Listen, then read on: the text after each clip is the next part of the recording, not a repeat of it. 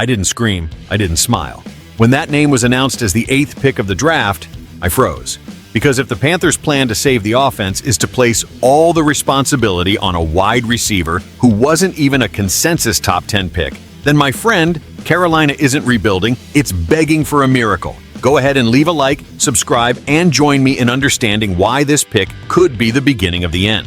When I heard the name Tetairoa McMillan come out of Roger Goodell's mouth as the 8th pick of the draft, I didn't scream, I didn't clap, I stopped.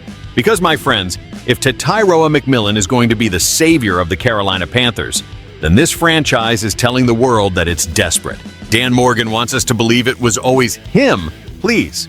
Until last night, everyone and their mothers thought the target was Jalon Walker. Now they want to convince us that McMillan was the guy all along? Only those who want to be fooled will believe that. Because if that were true, it says more about the lamentable state of the franchise than about the kid's talent. And I'm not here to doubt the smooth hands, the imposing body, the red zone skills.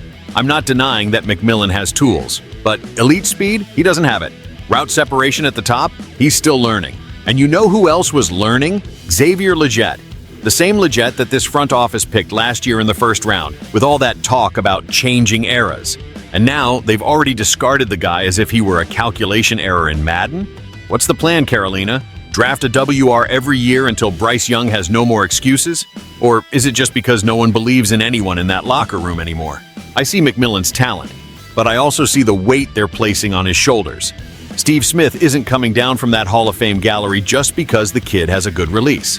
We haven't had a Panthers WR in the Pro Bowl since 2011. That's 14 years of irrelevance at the position. And you think a kid from Arizona who wasn't even a consensus top 10 pick is going to break that curse? I want to believe. But the NFL isn't about hope. It's about results. And Tetairoa is going to have to produce now. And more. If this offense led by Dave Canales, a former wide receivers coach, can't get the most out of this kid, then we're going to have to ask serious questions about talent development in Carolina. Because it's no good having a raw diamond if no one knows how to cut it. And sorry, but Bryce Young still needs a reliable target. And if Tetairoa doesn't step up in the early weeks, this story is going to start smelling just like Legette's. So I ask you, Panthers fans and football lovers, is Tetairoa McMillan really going to break the cycle? Or are we going to look back at this draft in 2 years as just another wasted opportunity? Because I've seen this movie before, and the ending is usually not happy.